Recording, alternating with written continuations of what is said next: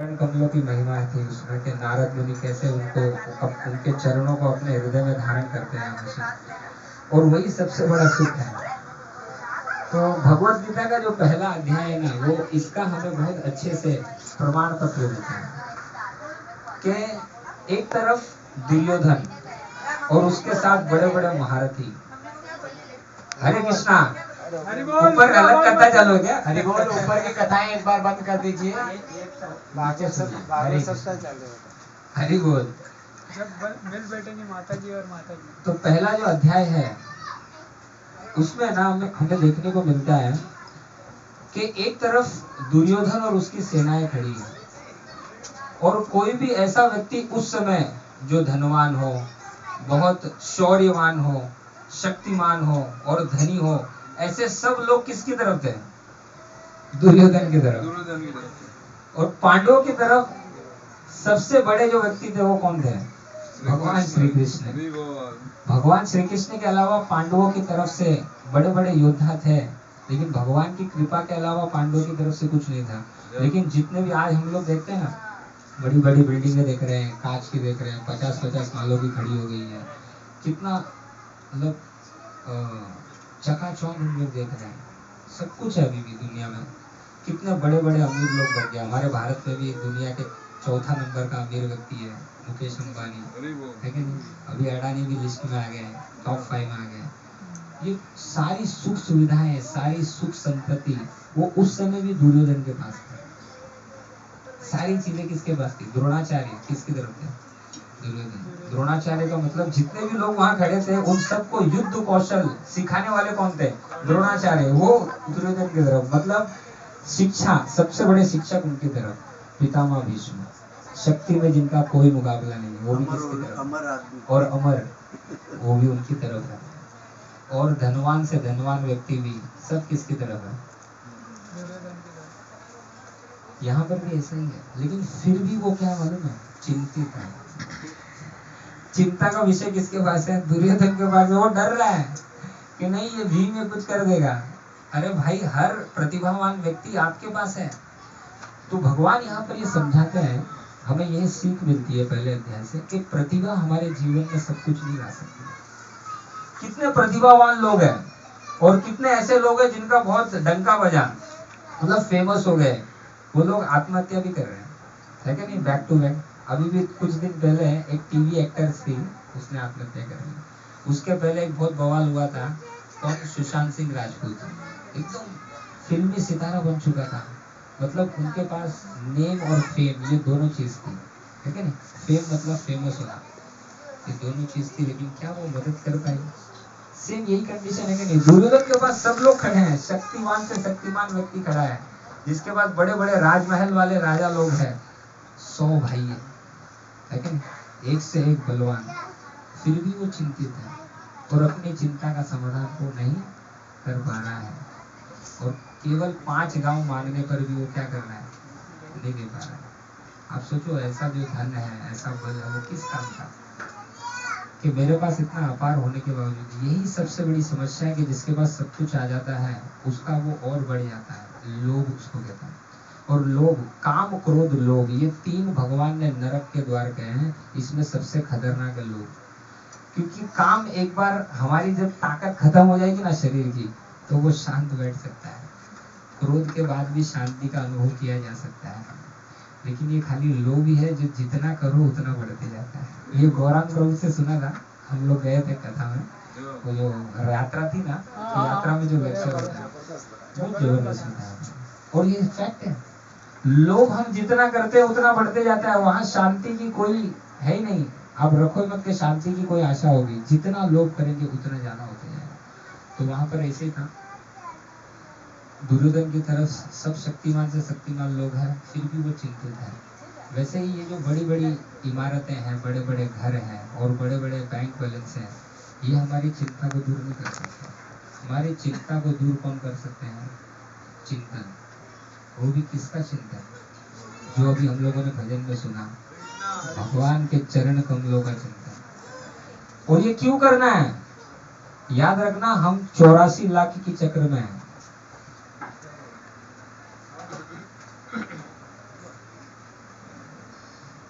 एक आपको मैं समझाता हूँ इसके लिए कि भगवान और गुरु की जब कृपा हो जाती है उसका सबसे बड़ा असर क्या हमारे पर होता है। दया करी मारा सतगुरु दाता अब के लियो उबारी, दया करी मारा सतगुरु दाता अब के लियो उबारी, भवसागर से डूबत तारियों, भवसागर से डूबत तारियों, ऐसा पर उपकारी जाऊं मारा सतगुरु ने बलिहारी। सतगुरु हमको बड़े बड़े बैंक बैलेंस देते हैं कि आओ 5 वाले की बिल्डिंग तुम्हारी हो गई। कौन से गुरु है इतिहास से उठा के देख लो जिन्होंने 5 वाले की बिल्डिंग बना के देखी और शिष्यों का कल्याण हो गया? नहीं हुआ। ये सब यही रहने वाला है। आज नेम प्लेट हमारा है, कल किसी का और का हो जाएगा। जो हमें वास्तविक रूप में चाहिए वो ये जो भव सागर है, 84 लाख योनियों का चक्र है जो बार बार हो रहा है, बार बार, उससे छुड़ाने का जो मंत्र है वही देते हैं। और वही तो अलग है, बाकी सब चीजें आपको हर योनि में उपलब्ध है। खाना पीना, महल में रहना, रहना यही है। महल में रहो या कहीं पर भी रहो, रहना रहना ही है। तो एक बार क्या करते हैं, एक तपस्वी व्यक्ति होते हैं, वो अपना घर त्याग चुके होते हैं, जंगल में जाते हैं। जंगल में जाते हुए घर, पहले आपको पता होगा कि तपस्वी लोग क्या किया करते थे, यात्रा पे निकल जाते थे। जितने भी धाम है उसकी पैदल यात्रा करते थे और वो यात्रा करते करते करते करते वो तपस्वी बन जाते थे अगर उनके मन में भाव है भगवान के प्रति। तो जब कुछ गांव आया करते थे, उनको पता चलता था कि कोई तपस्वी आए हैं, तो वो उनको बहुत आदर सम्मान करते थे, उनकी बातें सुनते थे। तो एक बार ऐसे एक तपस्वी जा रहे थे, केवल 11 वर्ष के बालक थे जो अपना घर त्याग चुके थे। तो वो आगे जाते हैं, गांव वाले लोग उनको मिलते हैं, वो लोग भी साधक लोग ही होते हैं, उनके साथ समय बिताते हैं। समय बिताने के बाद जब उनका जाने का समय होता है, क्योंकि संन्यास ले चुका व्यक्ति जो है वो ज्यादा समय एक जगह पे नहीं रुक सकता है, तो जब विदा लेने का समय आता है तो वो जो गांव वाले लोग हैं उनको कुछ सामान बांध के देते हैं और कहते हैं कि ये लीजिए, शाम के लिए काम आएगा। तो तपस्वी क्या कहते हैं कि अगर सुबह और शाम की चिंता करनी होती तो मैं घर क्यों छोड़ता। अगला पल जो मुझे देगा वो मुझे स्वीकार है। आने वाला जो पल होगा ना, वो जिस प्रकार से, क्योंकि वो आने वाला पल है, उसमें उनको भरोसा था किसने, भगवान को, कि कोई भी पल हो वो कौन मुझे प्रदान कर रहा है, भगवान दे रहे हैं। तो इसीलिए जो पल आएगा उस पल के अनुसार मैं कार्य करूंगा, पहले से तैयारी नहीं करूंगा। ये तपस्वी के लेवल पर ठीक बात है। यही कारण है कि क्यों हमारा जो हृदय है तपस्वियों की तरफ आकर्षित होता है, क्योंकि उनमें त्याग की भावना हमें आकर्षित करती है। तो हमारा जो मेन है, सबसे महत्वपूर्ण जो कार्य है, जो हमारे संत लोग हमें बताते गए हैं, वो है इस चक्र को भेदना। तो इसको अलग अलग प्रकार से, जैसे वैष्णव भजन में हमारे जो आचार्य है वो इसको कैसे समझाते हैं। एक भजन है, उसमें क्या कहते हैं भक्ति विनोद ठाकुर जी, गोपीनाथ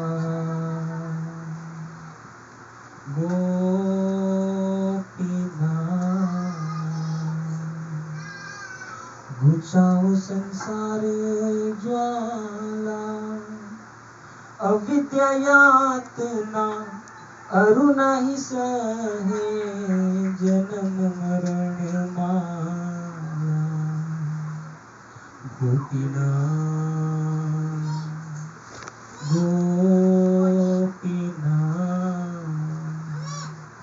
गोपीनाथ जी से प्रार्थना कर रहे हैं आचार्य कि ये जो यातनाएं हैं बार बार जो मुझे मिल रही है, इस जन्म में अलग प्रकार से मिल रही है, किसी और जन्म में लूंगा, मैं कोई और शरीर जब धारण करूंगा तो अलग प्रकार से मिल रही है। बार बार ये जो यातनाएं मिल रही है, इसमें थक चुका हूं मैं। यातनाएं जो जन्म मरण माला की वजह से मिल रही है, कृपा करके इस माला को तोड़ने का मुझे कुछ उपाय बताइए। और ये आपके पास ही है, भगवान से प्रार्थना करें। अब ये चीज संत कहीं पर भी हो, महाराष्ट्र में हो, पंजाब में हो, कहीं पर भी हो, वो इसी चीज को अपने अलग भाव से प्रस्तुत कर रहा है, अलग भाषा में प्रस्तुत कर रहा है। हम लोग आरती जब करते हैं, गणपति का समय होता है, तो हम लोग इसको दोहराते हैं, क्या बोलते हैं, दुर्गे दुर्गट भारी तुझ बिन संसारी, अनाथ नाथे अंबे करुणा विस्तारी, वारी वारी जन्म मरणाते वारी, हारी पडलो आता संकट निवारी। बार बार वारी वारी जन्म मरणाते वारी, हारी पडलो आता संकट निवारी। ये बार बार जन्म मृत्यु का जो चक्र है, इससे मैं हार चुका हूँ, थक चुका हूँ, इससे मेरा उद्धार कर दीजिए हे अम्बे। जो शक्ति है उनसे प्रार्थना करो, है कि नहीं? सेम संदेश है। यही सबसे महत्वपूर्ण, यही वो की है, चाबी है जो हमको प्राप्त करनी है इन भजनों से और संतों के माध्यम से। इसके अलावा क्या है बोलिए? इसके अलावा आज हमारा मनुष्य जीवन है, हम लोग वो नहीं कर पाए।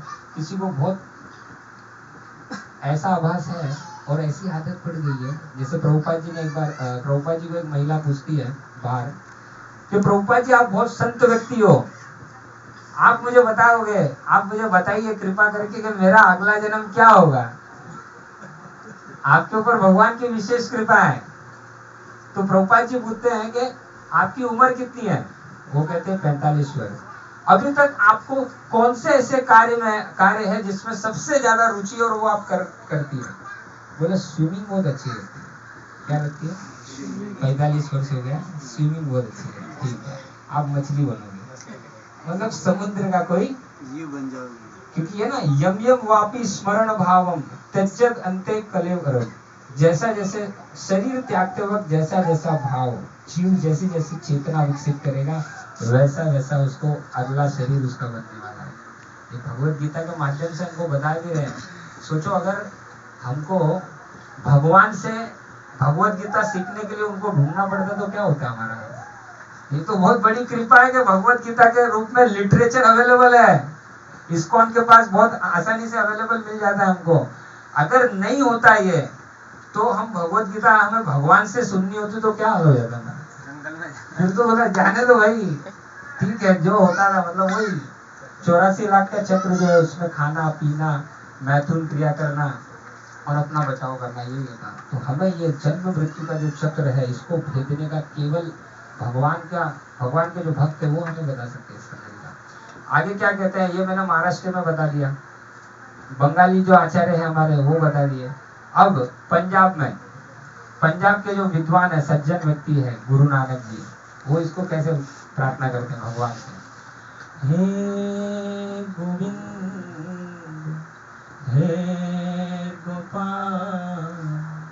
हे दया निधान, हे गोविंद हे गोपाल हे दया निधान, अंधकूपम महाभयानक, अंधकूपम महाभयानक, नानक पार उतार, हे गोविंद हे गोपाल हे दया। यहाँ भी क्या कहते हैं गुरु नानक देव जी भी कि ये जो जीवन का चक्र है ये अंधे कुएं के समान है, मुझे कृपा करके इससे बाहर निकालिए, इससे पार उतार दीजिए, भाव सागर से पार उतार दीजिए। सारे संत वो किसी भी प्रदेश में हुए होंगे, उन्होंने इसी मैसेज को सब तक पहुंचाने का प्रयास किया, क्योंकि यही एक हमारी दवाई है। बाकी सब जो लगा रहे ना सब बीमारियां, क्योंकि अभी निकल जाएंगे, बाद में फिर वो शरीर लेके आएंगे, फिर वही चीज करेंगे जो करते हैं। यही सबसे बढ़िया चीज है कि बार बार आना ही क्यों? हम यहाँ आएंगे तो सब करना पड़ेगा, जब यहाँ आएंगे ही नहीं, गोलोक वृंदावन या वैकुंठ वास जब हो जाएगा तो ये सारी यातनाएं, क्योंकि वहाँ पे यातनाएं नहीं, वहाँ पे भगवान का संग है। तो हमको यही प्रयास करते रहना चाहिए कि भगवान के चरण कमलों का हमें कैसे चिंतन लगे, हमारी आदत कैसे बढ़े। क्योंकि ऐसा ही होता है, प्रभु जी ने अभी पिछली बार जब मैं लेक्चर सुना था उनका, उन्होंने कहा था कि प्रभु राम जब वनों में घूम रहे थे तो बहुत सारे सन्यासी लोग, साधु लोग, महात्मा लोग अपनी कुटिया बनाकर वहां पर भगवान का नित्य संग किया करते थे।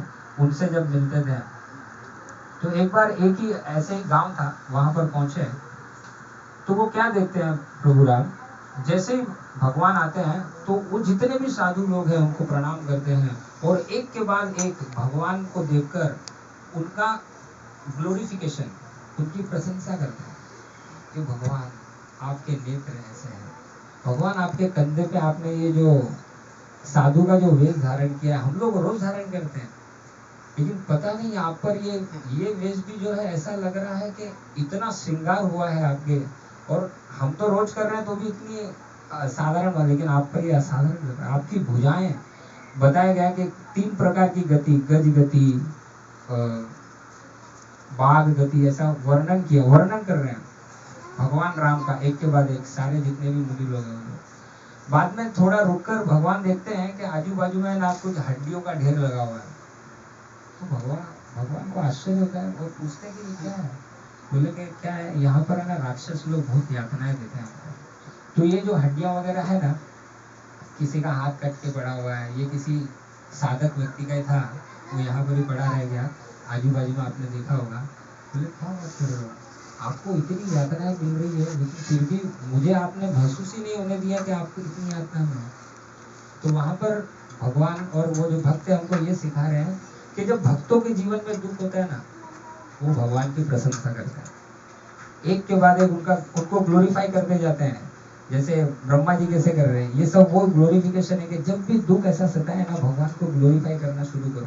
गजेंद्र की स्टोरी में भी क्या बताया, कोई भी स्टोरी उठा लो, भगवान को ग्लोरीफाई करना शुरू, उनकी प्रशंसा। तो भक्त को जब दुख हो रहा है तो वो क्या कर रहा है, भगवान की प्रशंसा कर रहा है, और अभक्त को जब दुख हो रहा है, प्रभु जी ने भी ऐसे बताया कि वो दूध पैक लगाता है और सो जाता है, 4-5 लोग को गाली देता है, घर में मारा मारी करता है, ये अंतर होता है। तो हमें भी यही प्रयास करना है कि जब भी दुख आए, किसी भी प्रकार को कुछ सताए, तो भगवान को ग्लोरीफाई करना है, जैसे ब्रह्मा जी ने किया था। ईश्वर परम कृष्ण सच्चिदानंद विग्रह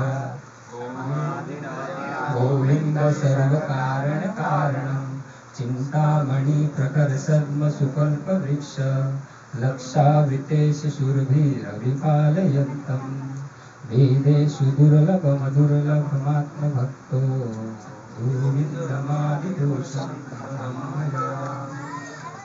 इसमें पूरी प्रशंसा ही है। इसके कुछ 5-6 जो क्या बोलते हैं, 5-6 नहीं पूरे पैराग्राफ भी अगर हम हमेशा याद रख के जब भी तकलीफ सताए ये चालू कर देने का, बार बार रिपीट करके, तो इससे क्या होगा, जो भक्तों ने कहा है वो हम एटलीस्ट कर पाएंगे उससे। हरे कृष्ण। बहुत समय ले लिया आपका, मैंने क्षमा करना।